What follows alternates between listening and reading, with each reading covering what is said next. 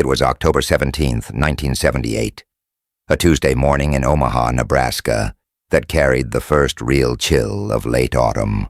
Inside the anodyne hallways of the Central Park Towers apartment complex, life hummed along with its usual predictable rhythm. Residents left for work, the sounds of morning routines muffled by drywall and carpeting. But in apartment 711 a profound silence had taken hold. It was a heavy, unnatural quiet that had been growing for days. Finally, when 61-year-old Carol Bonnet failed to show up for his shift at Clarkson Hospital, a colleague, steeped in a quiet but insistent worry, decided to check on him. The colleague knocked, and then knocked again. The silence that answered was more telling than any response. A building manager was summoned, a master key was produced, and the lock turned. The door swung inward, not into a home, but into a scene of muted chaos, and there, lying on the floor, was a note. A single piece of paper, left with a chilling purpose. Its message would echo through the halls of the Omaha Police Department for more than 3 decades. A taunt from a ghost. It read, "I'm leaving this crime with only one clue. Find it yourself, die pig. Helter."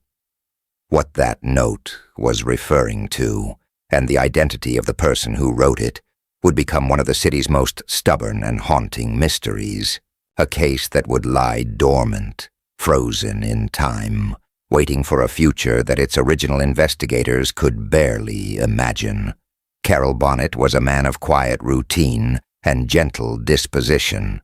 At 61, he had settled into the comfortable predictability of his life in Omaha. He was a medical technician at Clarkson Hospital, a respected institution in the city.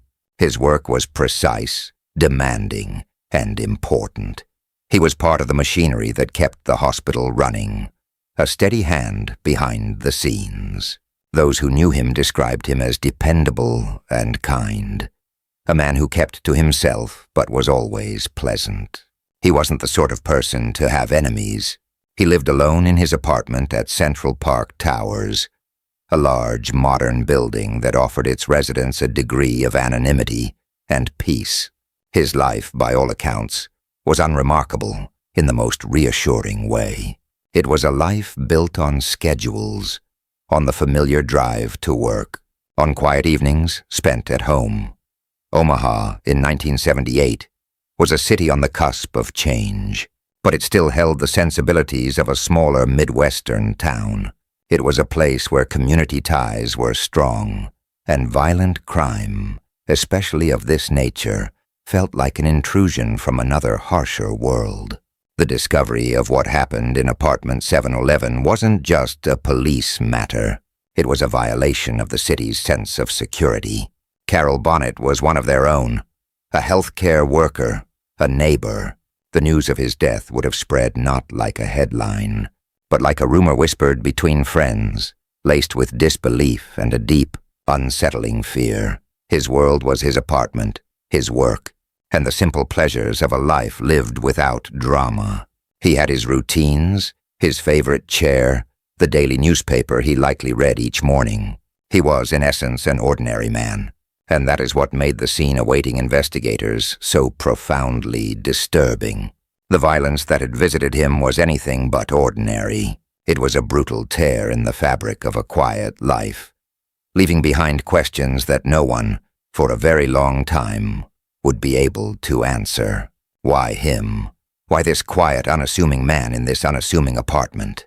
Before investigators could even begin to hunt for a killer, they first had to understand the victim, and the more they learned about Carol Bonnet, the less sense the crime made. He was a man who lived his life under the radar, and yet someone had found him and ended that life with a ferocity that seemed deeply, horribly personal. The first officers to step across the threshold of apartment 711 were met with a scene that was both chaotic and strangely deliberate. The air was stale, thick with the scent of cigarettes and old beer. The living room, which should have been a space of comfort, was a landscape of disarray. Newspapers were scattered across the floor, their headlines from days past now silent witnesses to a violent struggle. Empty beer cans littered the tables, evidence of a gathering that had devolved into something monstrous. In the center of the room, on pillows pulled from the couch and placed on the floor, was the body of Carol Bonnet. He was face down, the victim of a single fatal stab wound. Near him, a telephone cord had been severed, its clean cut a clear indication of intent. The killer had not wanted anyone to call for help. The scene spoke of a fight, of a desperate last stand. Towels were found near the body, though their purpose was unclear. Perhaps they were used in the act, or perhaps in a futile attempt to clean up afterward. There was no sign of forced entry. The door had been locked, suggesting that Carol had either let his killer in, or the person had a key. He had welcomed his own demise, unknowingly, into the safety of his home. As detectives began the slow, methodical process of documenting the scene, their attention was repeatedly drawn back to the note. It sat there, an island of white paper in the sea of chaos. It was more than just a clue. It was a challenge, a piece of psychological warfare left behind by the perpetrator. The words were filled with a cold, detached arrogance. "I'm leaving this crime with only one clue. Find it yourself." It was a puzzle, a taunt from a killer who believed they were smarter than anyone who would come looking for them. And the sign-off, "Die Pig." Helter added another layer of menace. Was it a random insult, or did it hold a specific meaning? The name Helter was bizarre, almost theatrical. It felt like a signature, a brand name for a killer. The investigation moved outward from the apartment. They soon discovered that Carol's car, a late-model sedan, was missing. An all-points bulletin was issued, and the search began. Days later, the car was found. It had been abandoned hundreds of miles away, in a residential neighborhood in Illinois. The discovery of the vehicle opened up a new front in the investigation, connecting the quiet apartment in Omaha to a location across state lines. The car was carefully processed for evidence, every surface dusted, every fiber collected. Back in Omaha, the forensic team was hard at work in apartment 711. Their focus turned to the bathroom. Based on the evidence, they theorized that the killer had gone in there after the attack, likely to wash away the blood and any other evidence that might cling to them. This was a critical assumption. If the killer had been in the bathroom, they might have left something behind. Using fine powder and careful brushstrokes, the technicians began their work, and soon they found what they were looking for. On the smooth, cool surfaces of the bathroom, they discovered several latent fingerprints and, even better, a clear palm print. In the world of 1970s forensics, a palm print was as good as a signature. It was unique, undeniable proof that a specific person had been in that room. The investigators also lifted prints from Carol's recovered car in Illinois. They now had the killer's calling card. They had physical, tangible evidence that linked a suspect to the scene of the crime and to the stolen vehicle. There was a surge of optimism. With these prints, an arrest felt imminent. All they needed was a name to match. The prints were run through every database available at the time. First, they were checked against local and state records in Nebraska. No match. Then, they were sent to the FBI to be compared against their vast national collection of fingerprint cards. The process was slow, painstaking, and manual. Technicians had to visually compare the prints from the crime scene to millions of cards on file, one by one. Days turned into weeks. The answer that came back was always the same. No match. The killer, it seemed, was a ghost. They had no significant criminal record, at least not one that had been logged in the national system. The trail that had seemed so hot began to cool. Detectives interviewed Carol's friends, colleagues, and neighbors. They chased down every possible lead, explored every theory. Was it a robbery gone wrong? Nothing of significant value seemed to be missing. Was it personal? No one could think of anyone who would want to harm the quiet medical technician. The note, with its taunting tone and strange signature, suggested a motive that was darker and more complex, but it offered no concrete direction. The investigation stalled. The fingerprints and the palm print, once the symbols of hope, became emblems of frustration. They were the perfect clues leading nowhere. The file on the murder of Carol Bonnet grew thicker with reports and dead ends, but no closer to a resolution. Weeks turned into months, months turned into years, and years turned into decades. New cases came in, demanding the attention and resources of the Omaha Police Department. The file for case number 781017 was eventually moved from a detective's desk to a filing cabinet and then to a cold case storage room.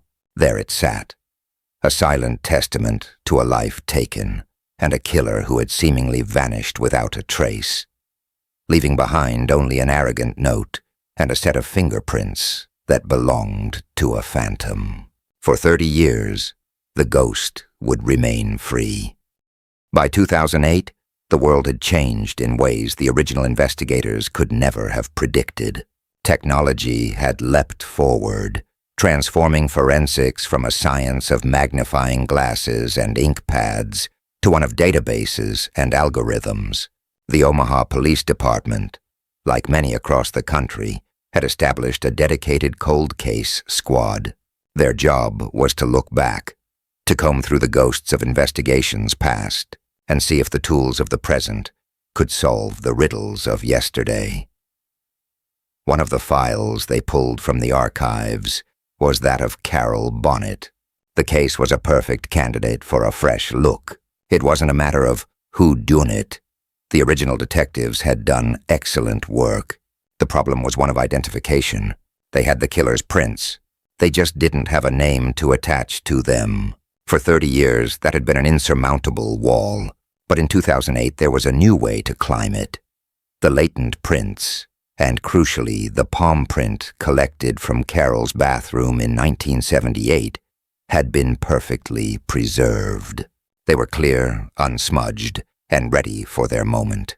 A forensic technician named Laura Casey was assigned the task of reprocessing them.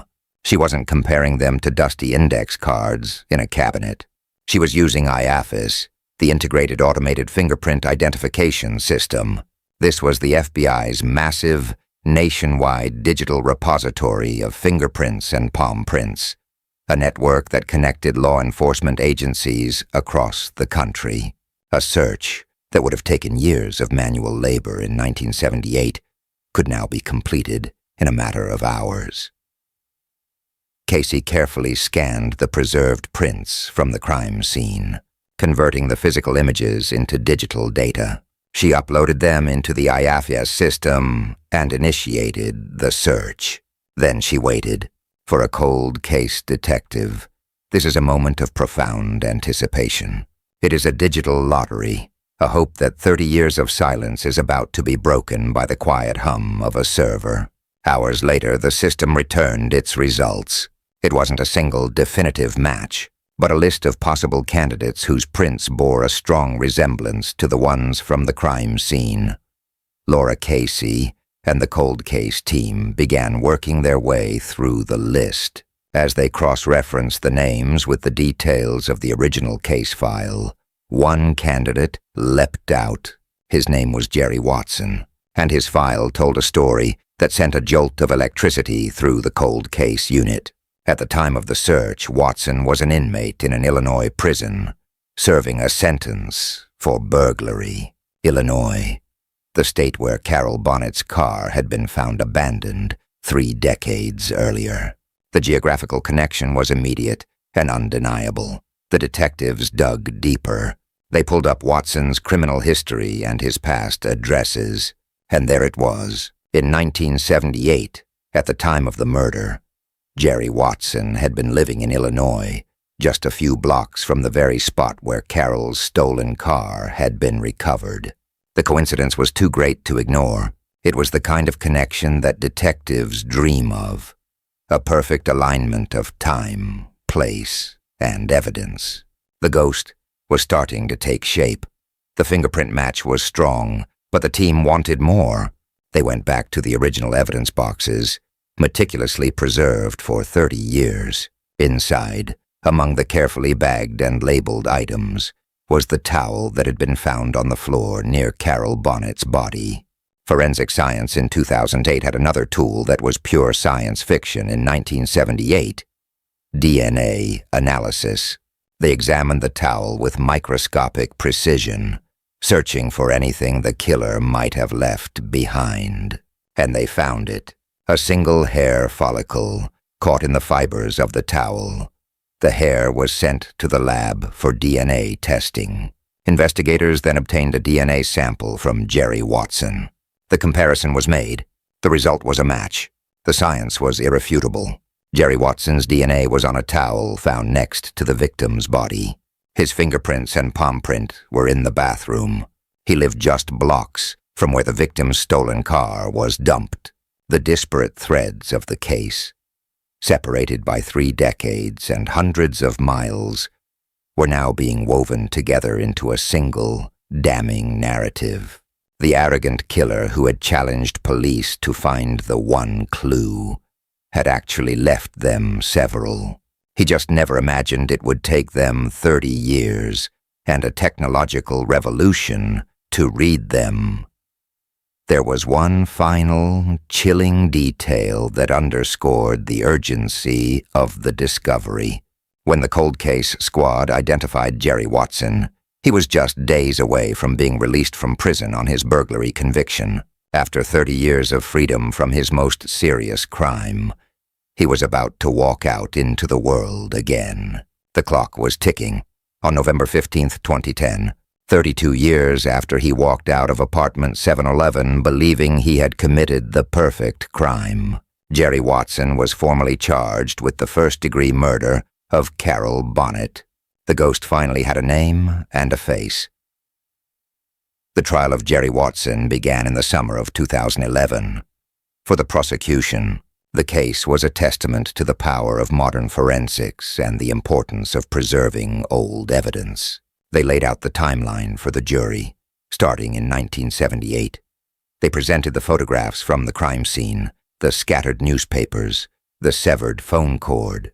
They spoke of the taunting note left by a killer so confident he would never be caught. And then they bridged the 33-year gap. They called the forensic experts to the stand. Laura Casey explained the IAFIS system and how the initial print match was made. The jury saw the images. The latent print, lifted from the bathroom in 1978 next to the known print of Jerry Watson, the swirling ridges and loops aligning in a pattern as unique as a signature. Then came the DNA evidence. An expert testified that the hair found on the towel at the scene was a genetic match to Watson. The defense was left with little to argue. They couldn't dispute the science. They couldn't explain away the confluence of evidence, the prints, the DNA, and the proximity to the victim's abandoned car. The case built by the prosecution was a fortress of scientific certainty. The ghost that had haunted the Omaha Police Department for so long was now just a man sitting at the defendant's table, his past having finally caught up with him. On August 25, 2011, the jury returned its verdict. They found Jerry Watson guilty of first-degree murder. Justice, delayed for 33 years, had finally arrived. The sentencing was scheduled for October 17, 2011. In a moment of poignant and somber symmetry, this was the 33rd anniversary of the day Carol Bonnet's body was discovered. The date marked a full circle. The day the long journey for justice began was now the day it would officially end. The judge sentenced Jerry Watson to life in prison. There would be no parole. He would never again be a free man. The cold case was, at long last, closed. The conviction of Jerry Watson is more than just the closing of a single case file. It stands as a landmark example of the profound bond between police work and scientific progress. It is a story about patience, the patience of the original investigators who meticulously collected and preserved every piece of evidence, even when it led them nowhere at the time. They had the foresight to understand that what seemed useless in 1978 might become crucial in the future. They couldn't have imagined a database like IAFIS or the precision of DNA testing, but they did their jobs with a diligence that transcended their era. They gathered the clues, even the one the killer taunted them with, and they saved them. This case is also a story about persistence. The persistence of the cold case squad, who saw not a dusty, forgotten file, but an opportunity. They believed that justice for Carol Bonnet was still possible, that the silence of 3 decades did not have to be permanent. Their work highlights the vital importance of never giving up on a case, of understanding that time can be an ally, allowing technology to catch up to a criminal's deeds. The fact that Jerry Watson was mere days from being released back into society when he was caught serves as a stark reminder of what is at stake. Cold cases are not just about the past. They are about protecting the future. And yet, even with the killer behind bars, a few shadows remain. The case provides legal closure, but not complete narrative closure. The note, the source of the case's most chilling detail, is still shrouded in mystery. Why did Watson write it? What was the meaning behind the signature, Helter? Was it a random, nonsensical name, or a reference to something more sinister? Like the Manson family's helter-skelter ideology, which was still a part of the cultural consciousness in the late 1970s? And what was the ultimate motive for the murder itself? Public records don't offer a clear answer. Was it a burglary that escalated into violence? Or was there a more personal, unknown connection between Watson and Carol Bonnet? These are questions that may have died with the secrets Jerry Watson took with him to his prison cell. In the end, the story of Carol Bonnet's murder is one of betrayal, the betrayal of a life taken too soon. But it is also a story of dedication, the dedication of officers and scientists, separated by a generation, who worked together to unravel a 30-year-old mystery. They found the clue, and in doing so, they ensured that a quiet man who worked at a hospital would not be forgotten, and that his killer would finally be held accountable. And with that, the case of Carol Bonnet was finally closed. But not every story finds its resolution in a database. Sometimes, justice relies not on technology, but on a single, fractured memory, buried for years. Just 2 years after Carol Bonnet was killed, on the other side of the country, a young mother working the late shift at a convenience store vanished into the cold night air, leaving behind only her car and a purse. For decades, her disappearance would remain a complete mystery until one of her childhood friends had a sudden disturbing flashback. It was December 3rd, 1957. In the small town of Sycamore, Illinois, the first real snow of the season had begun to fall, dusting the quiet streets in a blanket of white. For 7-year-old Maria Ridulph and her 8-year-old friend, Kathy Sigmund, it was a magical evening, perfect for playing outside after dinner. As dusk settled and porch lights flickered on, they ran back and forth on the corner of Archie Place and Center Cross Street, laughing as they dodged the headlights of passing cars. Their world was simple, safe, and predictable. But in the twilight of that snowy evening, a stranger approached them. He called himself Johnny. Within 30 minutes, Maria Ridulph would be gone, vanishing from that street corner and into a mystery that would haunt the town for more than half a century. What happened to the little girl in the snow would become one of the oldest and most confounding cold cases in American history. A story not just of a crime, but of a pursuit for justice that would take a devastatingly wrong turn. Maria Ridulph was, by all accounts, a bright and spirited child. Born on March 12, 1950, she was the youngest of 4 children in a loving working-class family. Her father, Michael, worked at a local factory, and her mother, Frances, was a homemaker. In 1957, Sycamore was the quintessential American small town, a place where neighbors knew each other. Children played freely in the streets until dark, and serious crime was something that happened elsewhere, in big cities like Chicago, miles away. Maria was an honor student in the 2nd grade and had perfect attendance at her Sunday school. She was also, as her mother later described her, a high-strung girl.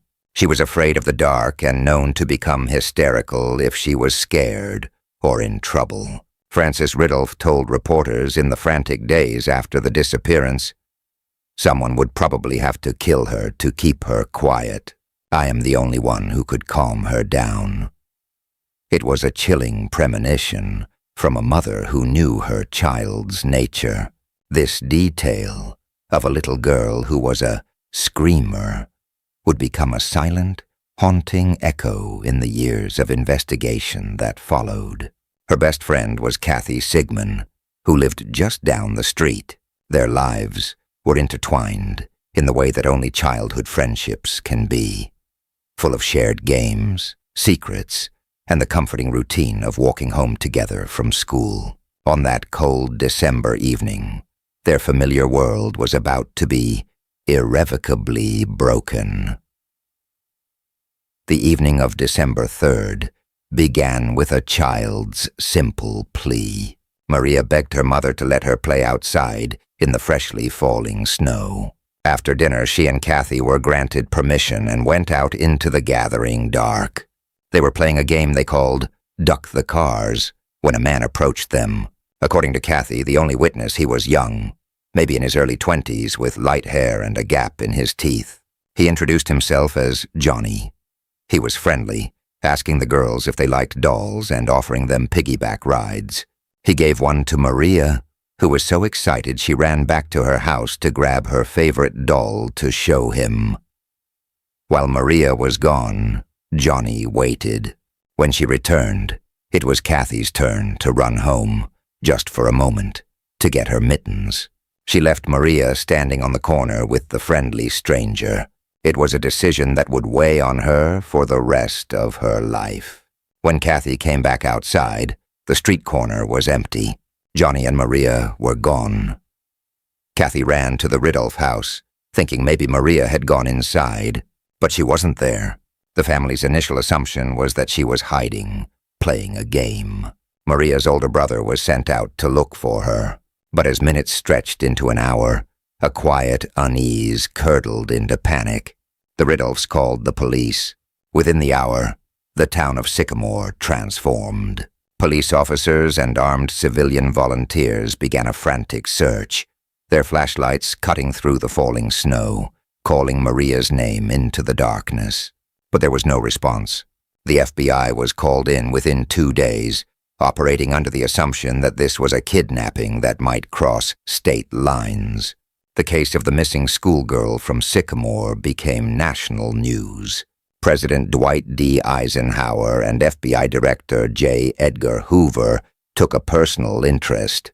The search for Maria and the mysterious Johnny was on, but the leads went nowhere. The search yielded nothing. For nearly 5 long, agonizing months, the Ridulph family lived in a state of suspended grief, clinging to the fading hope that their daughter might still be alive. That hope was extinguished on April 26, 1958, nearly 90 miles away, in a wooded area near the small town of Woodbine. 2 tourists hunting for mushrooms stumbled upon a heartbreaking discovery. Under a partially fallen tree lay the skeletal remains of a small child. The body was severely decomposed, wearing only a shirt, an undershirt, and socks. Dental records and the clothing confirmed the worst. It was Maria Ridulph. Due to the state of the remains, an initial autopsy couldn't determine a cause of death. In a decision that would prove frustrating for investigators decades later, the local coroner, wanting to prevent gruesome photos from being leaked to the press, ordered that no pictures be taken of the crime scene. With the discovery of Maria's body inside state lines, the FBI's jurisdiction ended.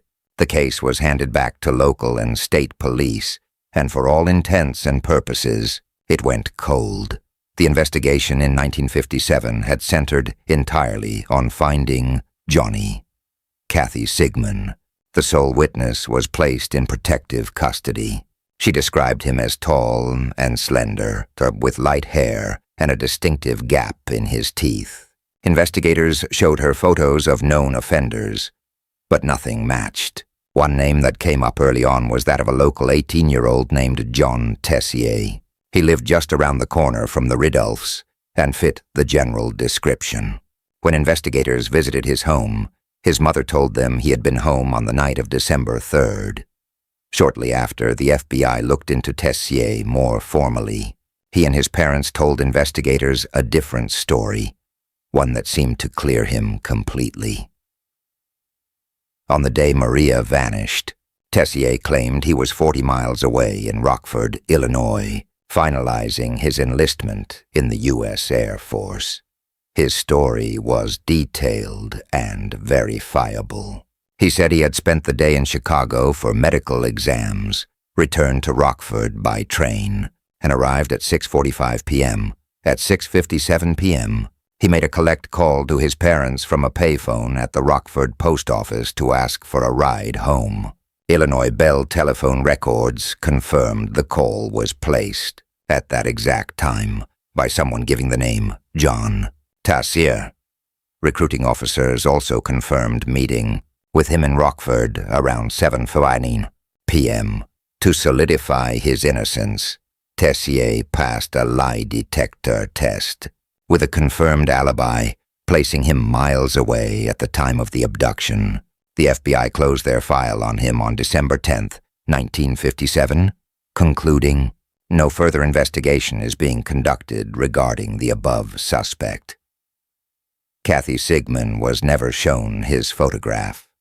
John Tessier enlisted in the Air Force and left Sycamore, seemingly leaving the tragedy behind. Decades passed. The seasons changed. Maria's friends grew up, had families of their own, but the memory of what happened on that snowy night never faded. The case remained an open wound for the town. Then, in 1997, the Sycamore Police Department officially closed the case, naming a new prime suspect, William Henry Redmond. Redmond was a deceased carnival worker and truck driver with a disturbing history. He had been a suspect in the disappearances of other young girls in the 1950s. An inmate who had known Redmond claimed he confessed to a crime remarkably similar to Maria's abduction. But the evidence was entirely circumstantial. The police lieutenant who named Redmond admitted that without a confession, a conviction would have been impossible. He declared the case closed but not solved, leaving the door open just a crack. For another decade, that's where the story of Maria Ridulph rested, in a file drawer, a cold case with a likely but unprovable suspect. It seemed that this was the closest to an answer the world would ever get. They thought it was Redmond. They thought the story was over. They were wrong. In 2008, 51 years after Maria vanished, the case was dramatically reopened. The catalyst was not a piece of forensic evidence, but a lingering family secret. A woman named Janet Tessier contacted the Illinois State Police with a shocking claim. She was the half-sister of John Tessier, the young neighbor who had been cleared by the FBI in 1957. According to Janet, their mother Eileen had made a deathbed confession back in 1984. In her final days, addled by morphine and cancer, Eileen had allegedly whispered, "Those two little girls, and the one that disappeared, John did it. John did it, and you have to tell someone." This statement, buried for 14 years, was explosive. Janet's sisters, Catherine and Jean, corroborated her story, adding that they always believed their mother had lied to the police back in 1957 to protect John. They also leveled disturbing accusations against their half-brother, claiming he had a history of inappropriate behavior with young girls. Armed with this new information, state police investigators built a new case against the man who was now in his early 70s and went by the name Jack McCullough. They constructed a new, much tighter timeline for the crime, arguing that Maria must have been abducted no later than 6:20 p.m. This, they claimed, would have given McCullough just enough time to commit the crime, drive the 40 miles to Rockford through icy conditions, and make his documented phone call at 6:57 p.m. They tracked down McCullough's high school girlfriend, who provided them with a photo of him from 1957. Crucially, the yearbook from that year didn't have his picture because he'd been expelled. This new photo, which showed McCullough in an open-collar shirt against a dark background, was placed in a lineup with 5 other photos, all taken from the high school yearbook, featuring boys in suits against light backgrounds. When presented with this photo array, Kathy Sigmund Chapman, after 54 years, identified Jack McCullough as Johnny. The former girlfriend also gave police an unused military-issue train ticket from Rockford to Chicago, dated December 1957. Investigators saw this as proof that McCullough had lied about taking the train and must have driven his own car that day, making it possible for him to be in Sycamore. In July 2011, Jack McCullough was arrested in Washington State, where he lived in a retirement community, working as a security guard. He was extradited to Illinois and charged with the murder of Maria Ridolph. Maria's body was exhumed, and though no DNA was found, a forensic anthropologist discovered nicks on her vertebrae, concluding she had likely been stabbed multiple times in the throat.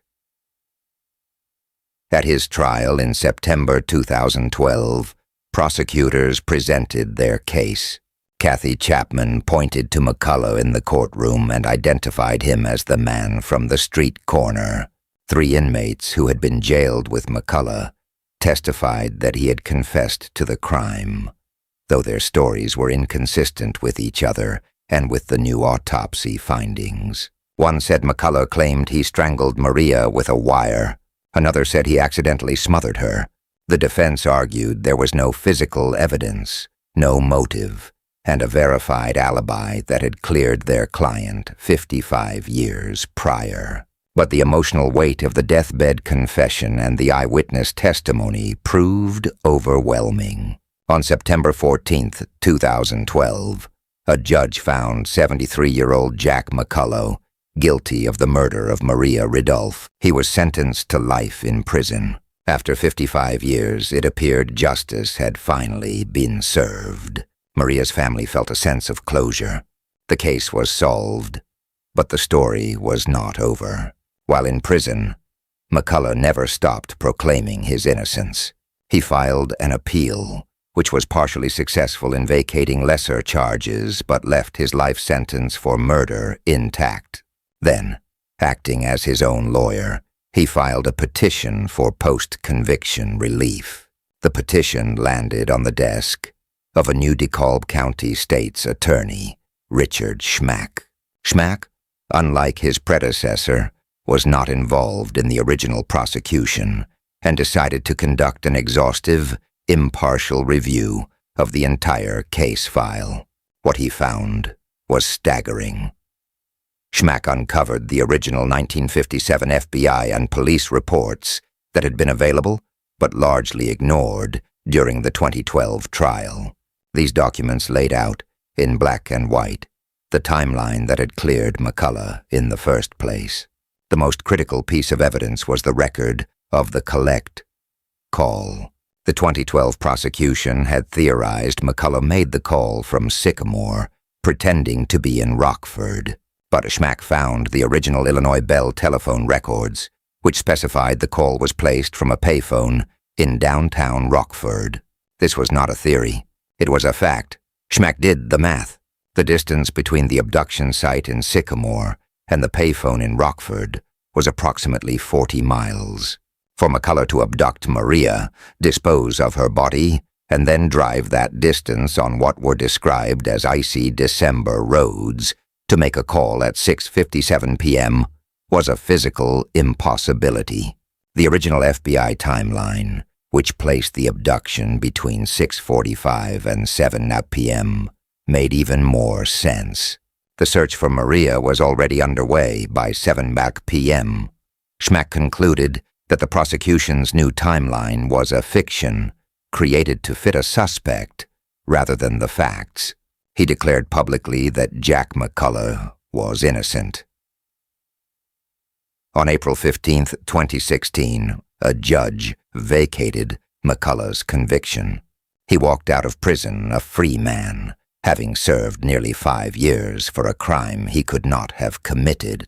A year later, on April 12, 2017, the court issued him a certificate of innocence, officially exonerating him. The investigation that had brought a supposed resolution after 5 decades had been a catastrophic failure, a case of tunnel vision fueled by a dubious deathbed statement and the fragile, suggestible nature of 50-year-old memories. The case of Maria Ridulph is not, in the end, a story about justice delivered. It is a profound and tragic cautionary tale.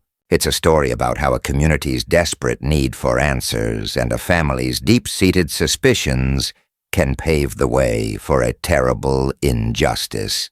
Jack McCullough lost years of his life, and the Ridulph family was given a false sense of closure, built on a foundation of flawed evidence and confirmation bias. The real killer, the friendly man who called himself Johnny, was likely never even a suspect. He took Maria Ridulph's life and, in doing so, stole the innocence of an entire town, leaving behind a void that could never be filled. Today, outside the Sycamore Municipal Building, a bronze plaque serves as a memorial to Maria. It's a quiet reminder of the little girl who went out to play in the snow and never came home. Her murder remains officially unsolved. The identity of Johnny vanished with Maria into the winter darkness of 1957, a ghost who has haunted Sycamore for generations. And with that, a case that was once celebrated as one of America's oldest solved murders returned to what it had always been. A heartbreaking, unanswered question. But not every story ends in a miscarriage of justice. Sometimes, the truth lies buried not in flawed memories, but in the earth itself. Decades later, and hundreds of miles away, the discovery of a long-lost diary would unearth a secret that led investigators to a killer who had hidden in plain sight for nearly 30 years. It was January 4th, 1964. A biting cold had settled over Boston, glazing the cobblestone streets of Beacon Hill in a thin layer of frost. In the pre-dawn quiet, the neighborhood's historic gas lamps cast a lonely, flickering glow. Inside the apartment at 44A Charles Street, 2 young women were starting their day.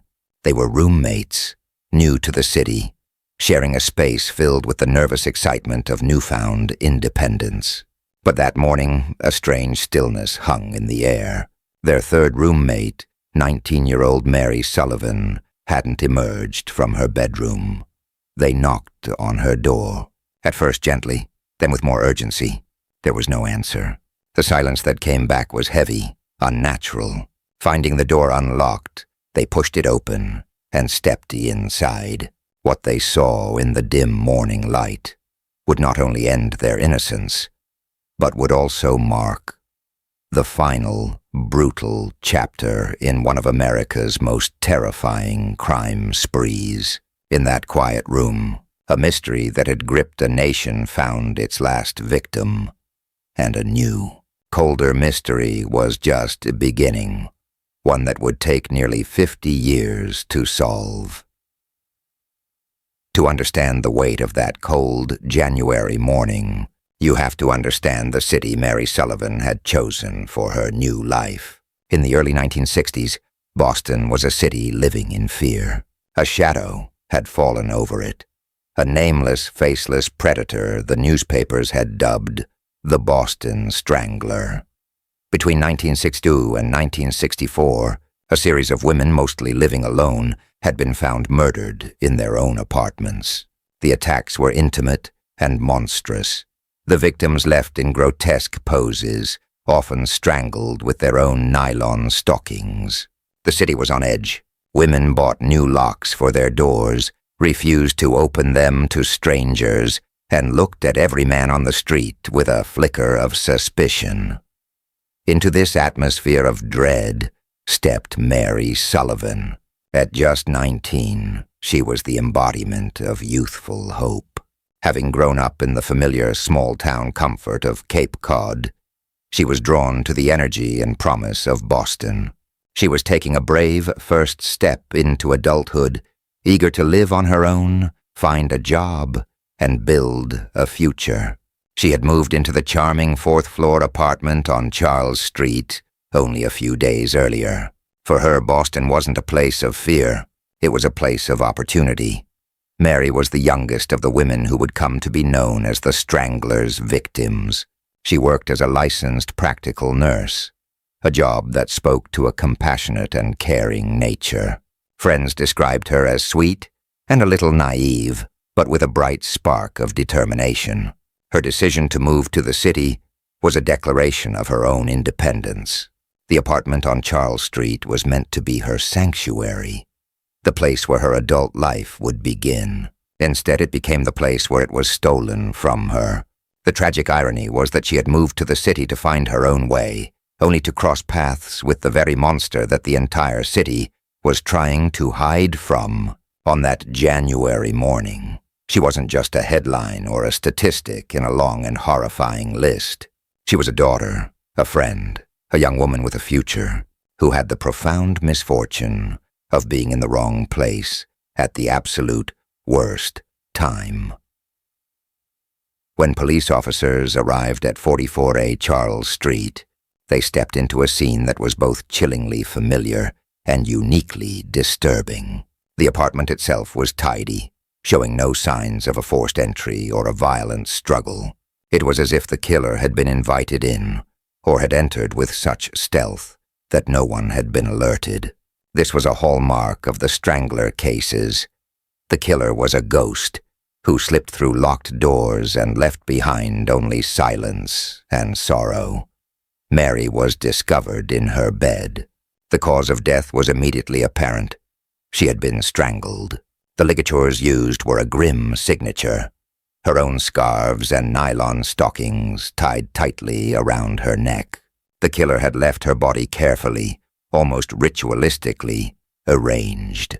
Some early reports noted a small handwritten card left near her foot that read, "Happy New Year." It was a taunt, a final, cruel gesture that turned a message of hope into one of pure malevolence. The attack had gone further. Mary had been sexually assaulted, and the scene contained other evidence of a profound and brutal violation that left even seasoned investigators shaken. It was an act of extreme depravity, designed not just to kill, but to degrade and to terrorize. As investigators processed the scene, they meticulously collected what little physical evidence they could. In 1964, forensic science was in its infancy. Fingerprints were valuable, but often elusive. Blood typing was possible, but DNA analysis was something out of science fiction. They did, however, collect samples of seminal fluid found on Mary's body and on a blanket nearby. They were preserved and filed away, microscopic traces of the killer stored in sterile containers. At the time, this evidence was of limited use. It could prove that an assault had occurred, but it couldn't point to a specific individual with any certainty. No one could have known that this biological material, carefully logged and stored in an evidence locker, was, in fact, a message in a bottle. It was the absolute truth of what happened in that room, patiently waiting for a time when science would finally be able to read it. And so, as the initial investigation unfolded, the case of Mary Sullivan became inextricably linked with the dozen that had come before it. She was declared the 13th and final victim of the Boston Strangler.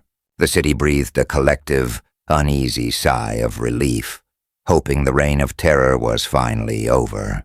But for Mary's family, and for the investigators assigned to her case, the fight for justice was just getting started. The killer had a name, but no one knew it yet. With Mary Sullivan's murder, the pressure on law enforcement to close the Boston Strangler case reached a boiling point. The public demanded an answer, an arrest, a face to put to the fear that had paralyzed the city for 2 years. And then it seemed they got one. His name was Albert DeSalvo.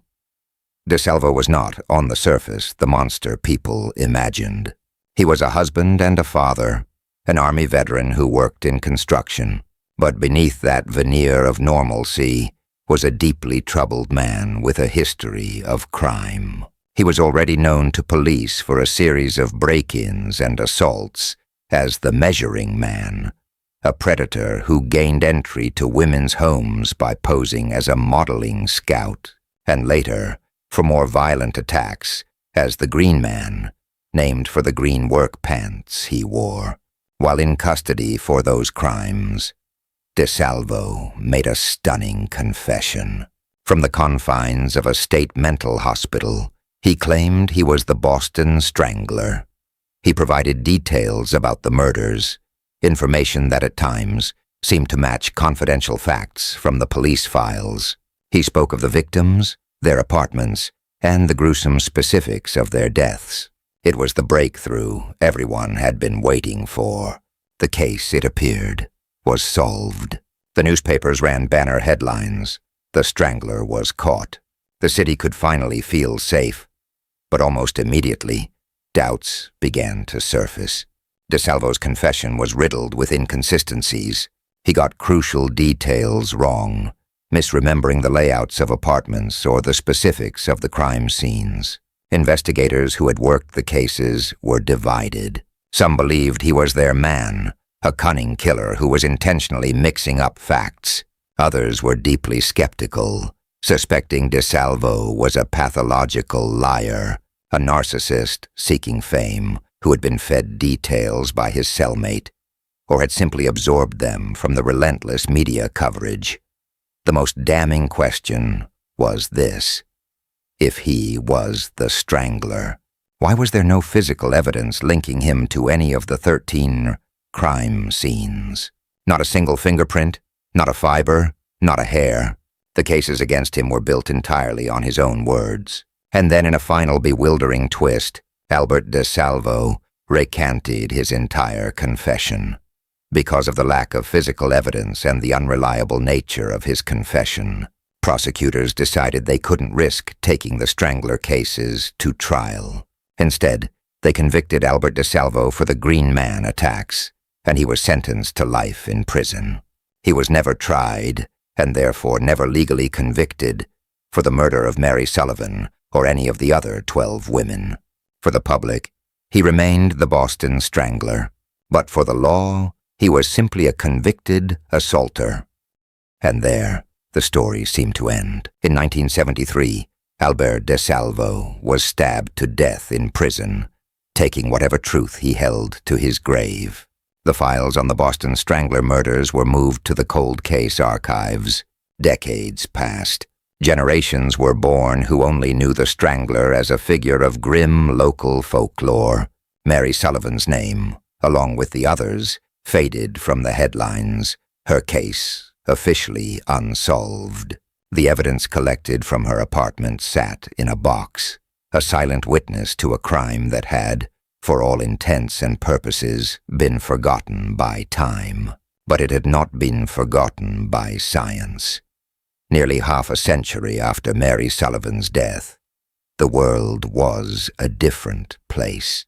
Forensic science had undergone a revolution.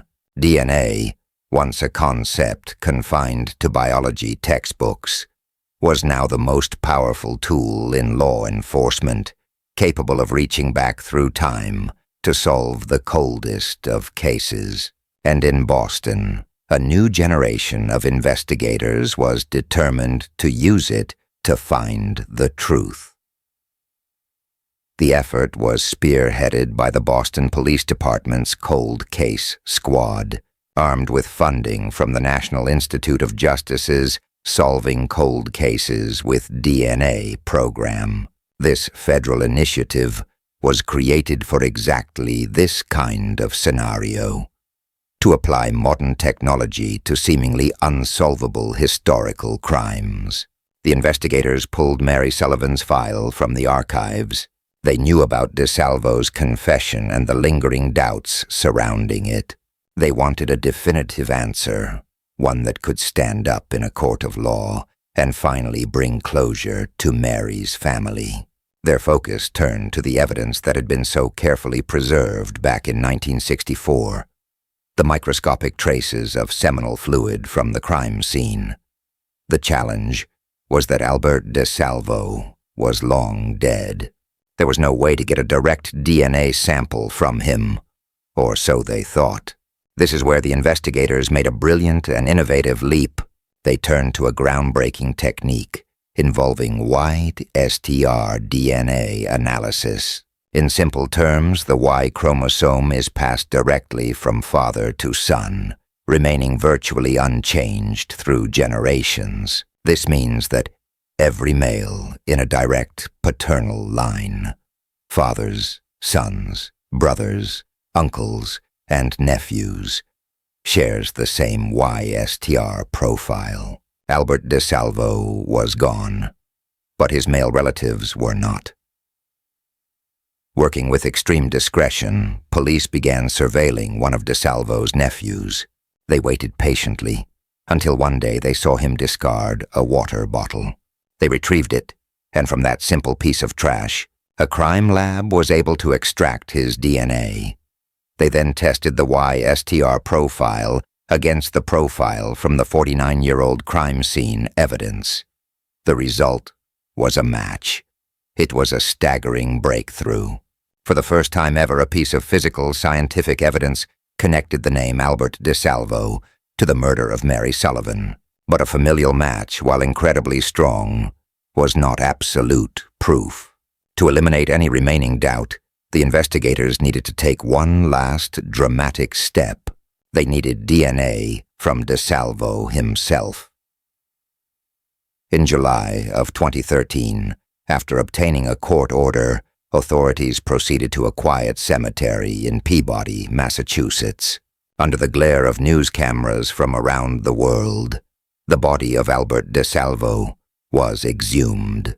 It was a surreal moment, a ghost from Boston's dark past being brought back into the light by the power of modern science.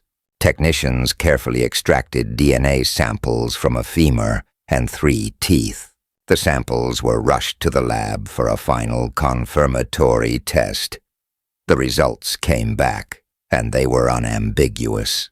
The DNA profile from DeSalvo's remains was a perfect match to the seminal fluid left at the scene of Mary Sullivan's murder. The odds of it belonging to another person were, according to officials, 1 in 220 billion after 49 years, 5 months, and 7 days. The case was finally solved. Albert DeSalvo had killed Mary Sullivan. The confession may have been unreliable, but the science was certain. The confirmation of Albert DeSalvo as Mary Sullivan's killer was a landmark moment. providing a definitive answer to a question that had haunted a family and a city for half a century. For Mary's surviving relatives, it was a moment of profound, if bittersweet, closure. Justice, delayed for so long, had finally arrived. The technology of the 21st century had reached back to correct a historical injustice, giving a name and a face to the man responsible for ending a young woman's life. Yet, this resolution also highlights the complicated legacy of the Boston Strangler case. The DNA evidence definitively links DeSalvo to only one of the 13 murders, Mary's. For the other 12 victims, no such biological evidence was preserved, or if it was, it has long since degraded. So while one case is closed, a larger question remains open. Did Albert DeSalvo kill all 13 women? Or were there other killers, operating under the shadow of the Strangler hysteria, whose crimes were conveniently bundled into a single, terrifying narrative? Debates continue to this day.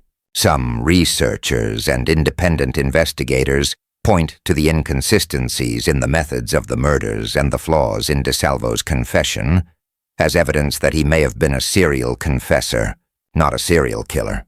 They argue that the definitive link to Mary Sullivan's case doesn't automatically close the books on the others. This single piece of scientific certainty stands in stark contrast to a vast sea of speculation and doubt. Ultimately, Mary Sullivan's story is a powerful testament to the persistence of truth. It is a story of a life cut tragically short, a young woman whose dreams of a future in a new city were extinguished by an act of senseless violence. But it is also a story of the unwavering dedication of investigators who refused to let her case fade into history. They ensured that the evidence was protected, that the file remained open, and that when technology finally caught up with the crime, they were ready to use it. Science gave Mary the voice she was denied in 1964. It provided the one thing that confessions and theories never could: a cold, hard, undeniable fact. And with that, the case of Mary Sullivan was finally closed. But not every story buried by time ends in such a clear resolution. Sometimes the truth isn't found in a lab, but in a dusty box, tucked away in an attic, holding secrets that were never meant to be discovered. That was the case for one family in Ohio, when a home renovation in 2006 unearthed a human skeleton hidden inside a closet wall. November 18th, 1987. A young Canadian couple, Jay Cook and Tanya Van Kuylenborg, steered their bronze Ford van onto the Coho Ferry, leaving the shores of British Columbia behind. The waters of the Puget Sound were calm, mirroring the gray sky above. They were on a simple overnight errand, a trip to Seattle to pick up parts for Jay's father's furnace business. It was a mundane task, but for two high school sweethearts, it was also a small adventure, a brief escape from their everyday lives. They were expected home the next day, but the 19th came and went with no word, no phone call, no sign of the bronze van. By the 20th, a quiet worry had grown into a gnawing fear. Their families reported them missing. 6 days later, on a lonely stretch of road in rural Skagit County, Washington, a driver noticed something in a water-filled ditch. What was found there would begin a mystery that would stretch across 3 decades. A chilling story of random violence, a taunting killer, and a scientific breakthrough that no one in 1987 could have ever imagined. The body of Tanya Van Kuylenborg had been found, but Jay Cook was still missing. Tanya Van Kuylenborg was 18 years old.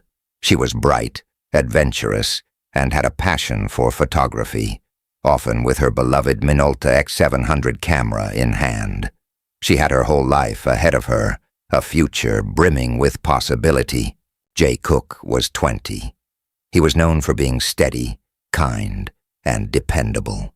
He worked for his father's business, a young man learning a trade and building a life.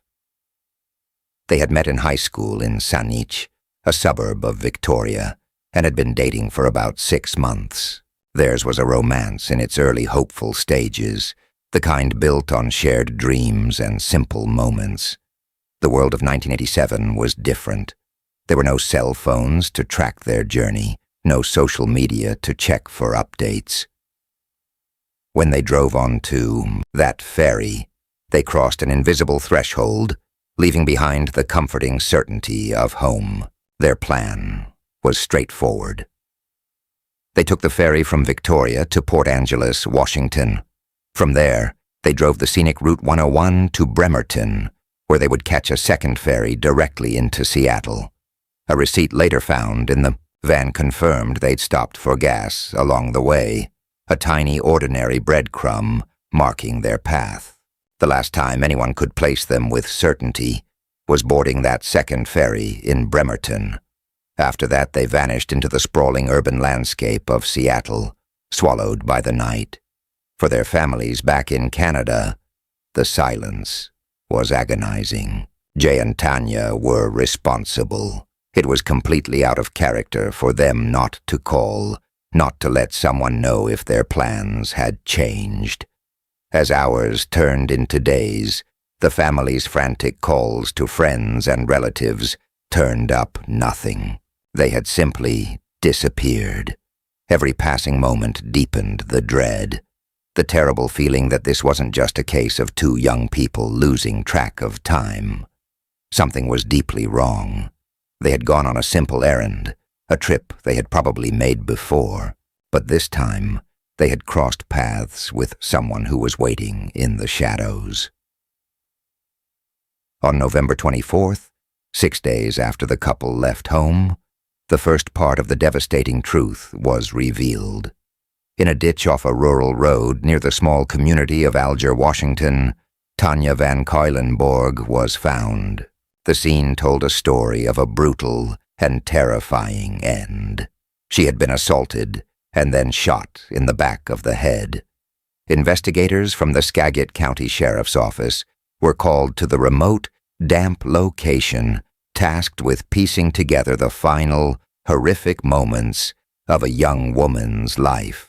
In any case involving a couple, law enforcement's first, grim question is always about the partner. Where was Jay Cook? The immediate, though unspoken, suspicion fell on him. Could a lover's quarrel have escalated into something unimaginable? Both families vehemently rejected the idea. They knew Jay. They knew his gentle nature. They knew his love for Tanya. To them, the theory was not just wrong. It was a painful insult to his memory. They were certain that whatever had happened to Tanya, Jay had met the same fate. The following day, their fears were amplified. Tanya's wallet and keys were discovered tossed aside near the Greyhound bus station in downtown Bellingham, a city about 15 miles north of where her body was found. Just a few blocks away, parked on a city street, was the bronze 1977 Ford Club van. The discovery of the vehicle was a critical break, and forensics teams descended upon it, hoping it held the answers they so desperately needed. Inside, the scene was sterile, almost staged. Detectives found plastic zip tie restraints, similar to the ones used to bind Tanya's hands. They also found a pair of plastic gloves, left in plain sight on the dashboard. But something important was missing. Tanya's prized Minolta camera, the one she took with her everywhere, was gone. The receipts and the Bremerton-Seattle ferry ticket were still inside, confirming their route. It was clear the couple had made it to Seattle. But what happened next remained a terrifying blank. Then, on November 26th, Thanksgiving Day, the final piece of the tragedy fell into place. nearly 60 miles south of where Tanya was found. Under the high bridge near Monroe, Washington, the body of Jay Cook was discovered. He had been beaten with rocks and strangled. In a final act of cold, calculated cruelty, the killer had stuffed a pack of cigarettes down his throat. The two crime scenes, separated by a significant distance and featuring different methods of murder, created a confusing and disturbing picture for investigators. It was the work of a killer who was not just violent, but methodical and sadistic. A ghost who had struck twice, then disappeared without a trace. The investigation began with 100 questions and almost no answers. The two separate crime scenes, miles apart, suggested the killer was mobile and confident, comfortable operating across a wide geographic area. Jay's body was found in Snohomish County, while Tanya's was in Skagit County, forcing two different sheriff's departments to coordinate a complex and sprawling investigation. The evidence left in the van was both a clue and a taunt. Detective Robert Gabo, one of the lead investigators, believed the plastic gloves left on the dashboard were a deliberate message. As he later stated, he leaves those behind as a sign to the police that you needn't look for fingerprints because I wore these gloves. And he has confidence that there's nothing that's going to connect him with these crimes. This wasn't a sloppy, impulsive act. It was the work of someone who was controlled, arrogant, and believed they were smarter than the police. Fortunately, the killer's confidence was misplaced. In 1987, DNA technology was in its infancy, but it existed. From semen evidence found on Tanya's pants and inside the van, investigators were able to develop a full DNA profile of their suspect. It was a monumental breakthrough. They had the killer's genetic fingerprint. In the evidence room, a silent witness was waiting to tell its story. The profile was run through the limited criminal databases that existed at the time, but it yielded no matches. The killer, it seemed, was not already in the system. This led to a working theory among detectives. The brutality of the murders, combined with the taunting nature of the evidence, suggested a suspect who was familiar with the prison system, someone who knew how police operated, who understood evidence, and who harbored a deep-seated rage. The lack of a DNA match could be explained if the suspect had been incarcerated before law enforcement began systematically collecting DNA from offenders. He could be a ghost in the system, a known criminal whose genetic code had never been recorded. Investigators pieced together a plausible timeline. They believed Jay and Tanya had met their killer on the Bremerton-Seattle ferry. It was a cold November night. Perhaps a stranger struck up a conversation, seemed friendly, and asked for a ride upon docking in Seattle. As a kind and trusting young couple, Jay and Tanya may have agreed, unwittingly opening their van door to a predator. From that moment on, they were no longer in control of their own fate. As the weeks turned into months, the case grew colder. But the horror was not over for the victims' families. A series of taunting greeting cards began arriving at their homes. The cards were filled with cruel graphic descriptions of the murders, written by someone who seemed to revel in their pain. The postmarks were from Seattle, then Los Angeles, then New York, suggesting the author was a transient, moving across the country. For years, investigators believed these letters were from the killer, a psychopath continuing his campaign of torment. It was another dead end. In 2010, 2 decades later, handwriting analysis and detective work finally identified the author, a 78-year-old Canadian man with severe mental health issues. He was questioned extensively and ultimately cleared. He had no connection to the crime. He was just a troubled individual who had become obsessed with the case after reading about it in the news. With the cards explained away as a tragic and bizarre red herring, the investigation stalled completely. The DNA profile remained the single most important piece of evidence, a key without a lock. For 30 years, the case file grew thicker with dead-end leads and failed theories. The families of Jay Cook and Tanya van Keulenborg were left in a state of suspended grief, knowing who their children were, but not who had taken them. The bronze van was eventually returned to Jay's father, a constant, heartbreaking reminder of the son he had lost. The mystery, it seemed, would remain unsolved forever, a cold case, frozen in the gray chill of the Pacific Northwest. For 30 years, the DNA of the man who killed Jay Cook and Tanya van Keulenborg sat in a freezer, a biological ghost waiting for science to catch up to its secrets. By 2018, the world had changed. Forensic technology had made leaps that were the stuff of science fiction back in 1987. The new frontier was a field called genetic genealogy, a revolutionary technique that combined DNA analysis with public ancestry databases to build family trees of unknown suspects. The Snohomish County Sheriff's Office, having never given up on the case, partnered with Parabon Nanolabs, a company at the forefront of this new technology. The first step was to create a picture of the killer. Using a process called DNA phenotyping, Parabon analyzed the suspect's genetic markers to predict physical traits.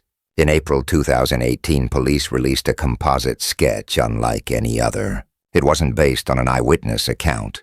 It was generated entirely from the DNA left at the crime scene over 3 decades earlier. The image showed a white male with fair skin, hazel or green eyes, and brown hair. It was a digital ghost, the first glimpse of a man who had remained invisible for a generation. The next step was to give that ghost a name. Investigators uploaded the killer's DNA profile to a public genealogy website called GDmatch, the same platform that had famously led to the arrest of the Golden State Killer. Genealogists began their painstaking work. They found distant cousins of the suspect, second, third, and fourth cousins who had voluntarily uploaded their own DNA to explore their family history. Using these distant relatives as starting points, they began to build out a massive family tree, working backward through generations and then forward again, searching for a single branch that would lead them to their man. After weeks of relentless work, they narrowed the possibilities down to 2 brothers. One of them was William Earl Talbot VI. When investigators looked into his history, the pieces began to fit. In 1987, Talbot was 24 years old. He was a truck driver who had grown up in the area, and crucially, lived just a few miles from the high bridge where Jay Cook's body had been found. He had no significant criminal record, which explained why his DNA was never in any law enforcement database. He was a true ghost, living an ordinary life in plain sight, but they needed a direct DNA match to be certain. Police began surveilling Talbot. One day they followed him as he drove his truck. He discarded a drinking cup. Detectives quickly recovered it and sent it to the lab. The results came back as a perfect match. The DNA on the cup was an exact match to the DNA recovered from Tanya van Keulenborg's body in 1987. After 30 years, 5 months, and 28 days, the ghost finally had a name. On May 18, 2018, William Earl Talbot II was arrested and charged with 2 counts of aggravated first-degree murder. The news sent a shockwave through the communities of Washington and British Columbia. For the families, it was a moment of profound, complicated relief. The man responsible for their decades of pain was finally in custody. In June 2019, Talbot went on trial. The The prosecution's case was built almost entirely on the DNA evidence, explaining to the jury the incredible journey that science had taken to identify him. The defense argued that the evidence was circumstantial and that the new science of genetic genealogy was unreliable. But the jury was convinced. After a 2-week trial, they found William Earl Talbot II guilty on all counts. He was sentenced to 2 consecutive terms of life in prison without the possibility of parole. Justice, delivered 3 decades late, had finally arrived. After 31 years of waiting, the families of Jay Cook and Tanya Van Keulenborg finally had an answer. The man who had stolen their children's futures was behind bars, destined to spend the rest of his life in prison. At the sentencing, Jay's mother, Leona Cook, told the court, "It has been a long, hard 31.5 years of waiting for this day to happen. We have fought for Jay and Tanya." It seemed like the end of a long and painful chapter, but the legal system is often a winding road. In 2021, a Washington state appeals court overturned Talbot's conviction. The reason was not related to the DNA evidence, but to a question of potential juror bias. During jury selection, a woman had expressed that she wasn't sure if she could be impartial, but was ultimately seated on the jury. The appeals court ruled that this violated Talbot's right to a fair trial and ordered a new one.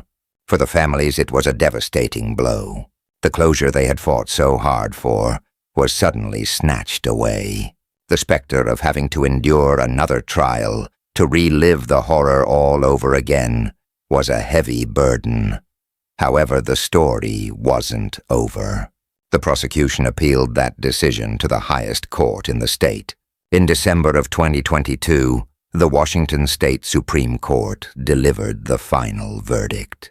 They reversed the appellate court's decision and reinstated Talbot's guilty conviction. Their reasoning was that the defense team had the opportunity to dismiss the juror in question, but chose not to. The conviction stood.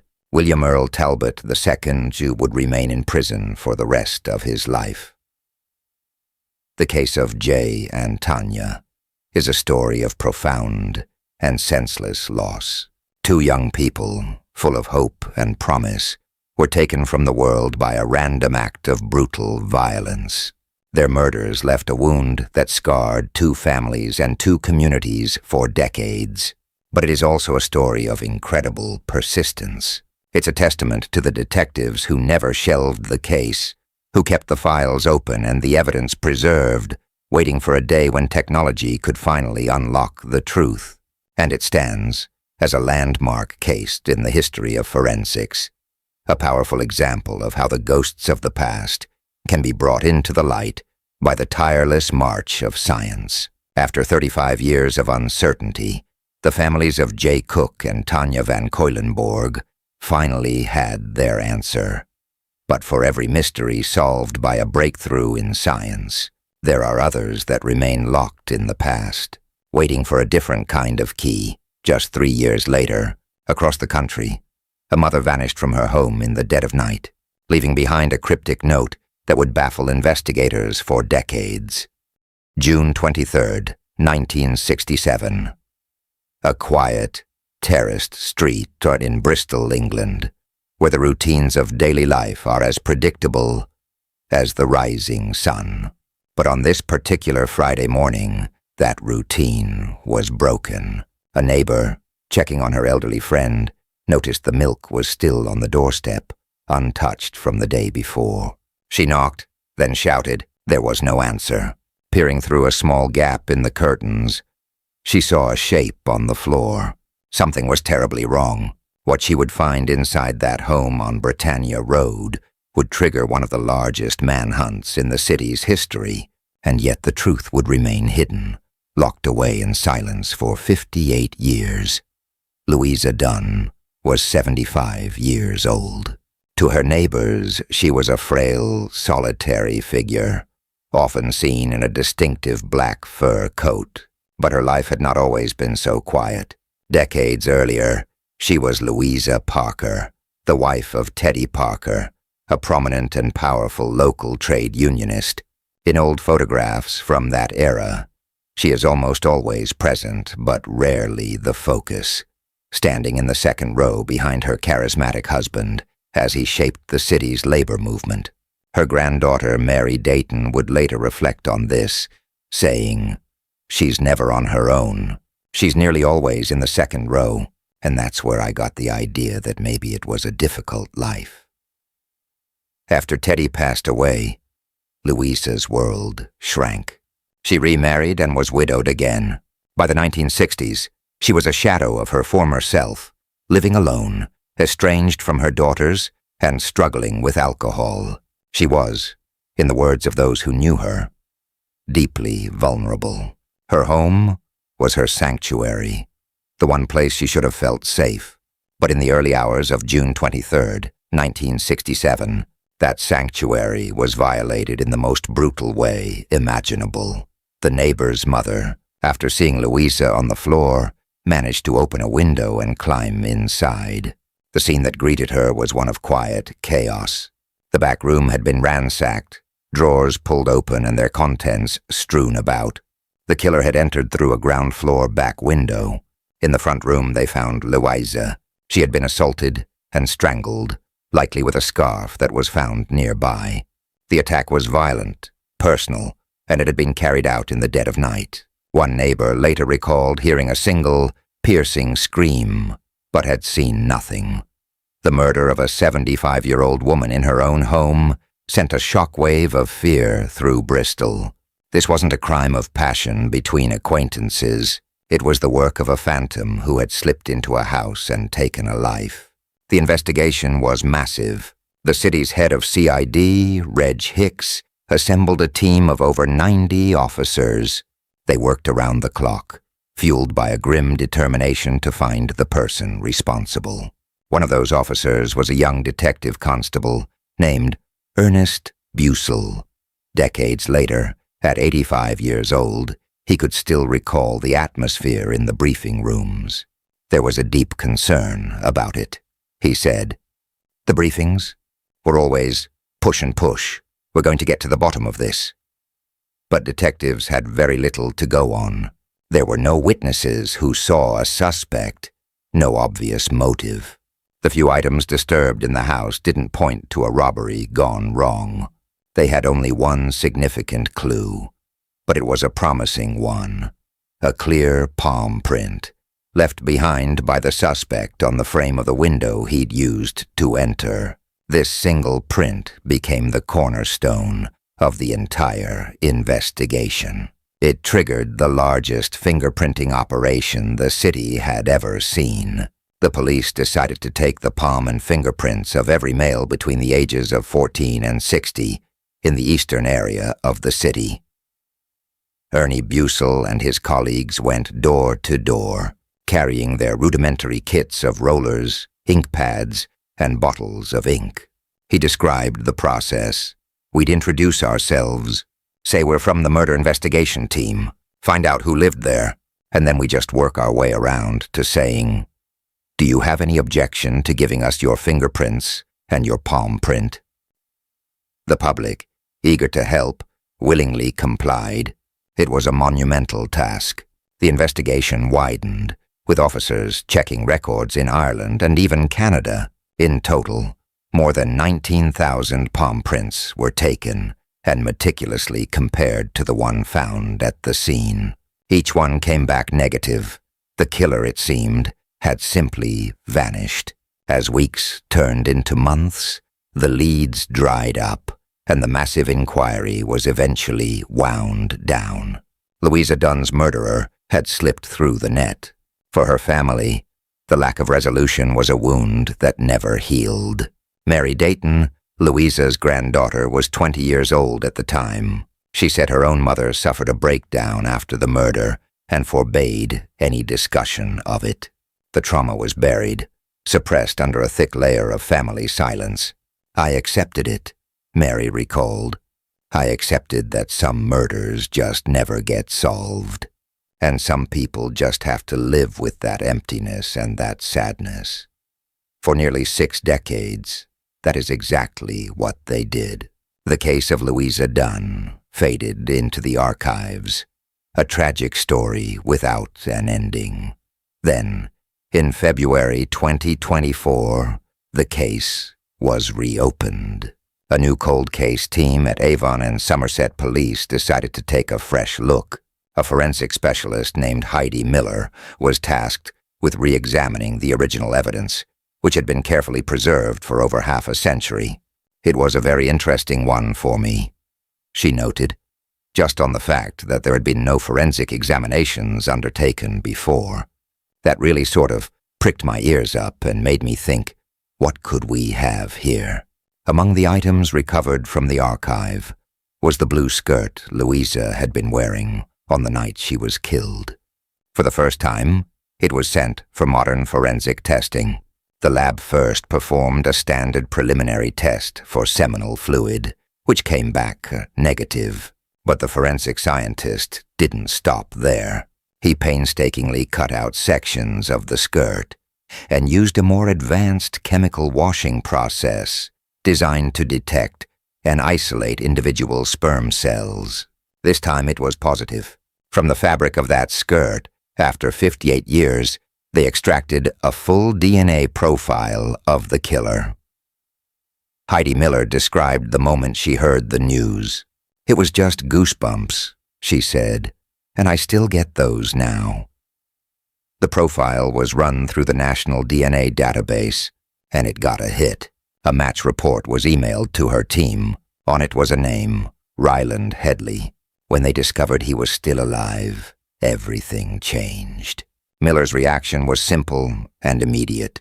"Game on. We got a full DNA match. Let's do this, but who was Ryland Headley, and what was his DNA doing on the national database?" Investigators soon discovered a shocking and deeply disturbing history. 10 years after Louisa Dunn's murder, in 1977, a different city, Ipswich, was being terrorized by a man breaking into the homes of elderly women. In 2 separate attacks, he had assaulted an 84-year-old and a 79-year-old. The details were chillingly similar to the Bristol case. He broke in at night, targeted vulnerable, lone women, and used threats of strangulation to control them. The Ipswich police launched their own massive fingerprinting operation. This time, they found their man, a 45-year-old railway worker named Ryland Headley. His prints matched those found at the scenes. He pleaded guilty and was sentenced to life in prison. But the story took an unbelievable turn. Headley appealed his sentence, arguing it was excessive. A psychiatrist testified that the attacks had been impulsive, a product of frustration in his marriage, and that he showed no evidence of violence. His legal team argued that because he had no prior convictions, the rapes were completely out of character. In a staggering failure of justice, the appeal succeeded. His life sentence was reduced to just 7 years. He would soon be a free man again, his murder of Louisa Dunn still a secret. The system had believed he was a man of good character, when in reality, he was a killer who had simply never been caught for his first, most violent crime. In November 2023, police knocked on the door of a 92-year-old man in Ipswich. It was Ryland Headley. He was arrested on suspicion of the rape and murder of Louisa Dunn. His DNA had been added to the database following an unrelated incident years earlier. When he was taken into custody, they also took his palm prints. They were a perfect match for the print left on Louisa's window back in 1967. The net that he had slipped through all those years ago had finally, irrevocably, closed around him. Mary Dayton was on a bus when her husband called. The police were at their home and wanted to speak with her. An officer met her and took her home. She said, "This is about your grandmother." Mary remembered. And I said, "Have you caught him?"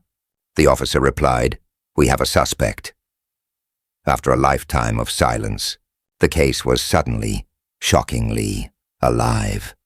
At his trial in June 2024, Ryland Headley, now wheelchair-bound and expressionless, denied any involvement. But the evidence was overwhelming. The prosecution made a crucial move, successfully arguing that the jury should be allowed to hear the details of the 1977 Ipswich attacks. The judge agreed, calling the similarities between the cases striking and chilling. The jury heard about the DNA found on the skirt.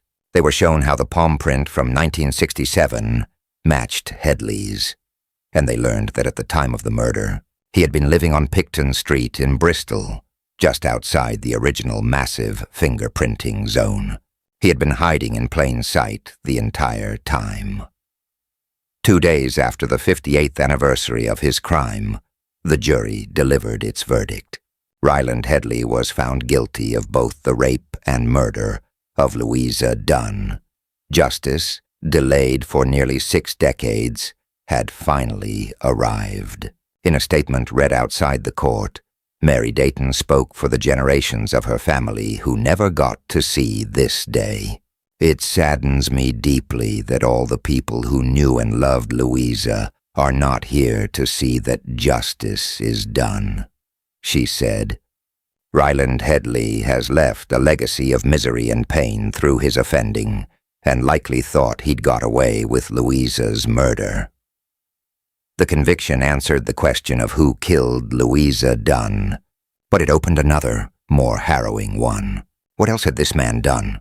He was a serial rapist and a murderer who had lived a full life, had a wife, children, a career, all while his victims and their families lived with the trauma he had inflicted.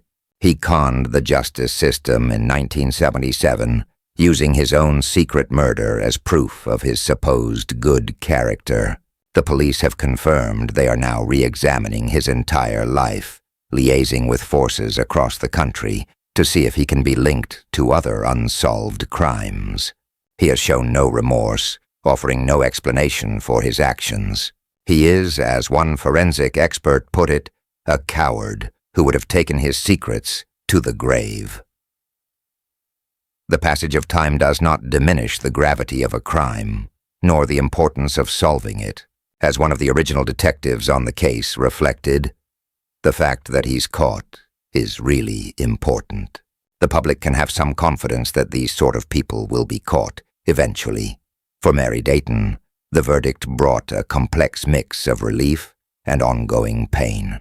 She feels a deep, almost cellular connection to the grandmother she was never allowed to properly know. "The thing that caught him has caught me," she said, referring to the DNA that linked them both across the decades.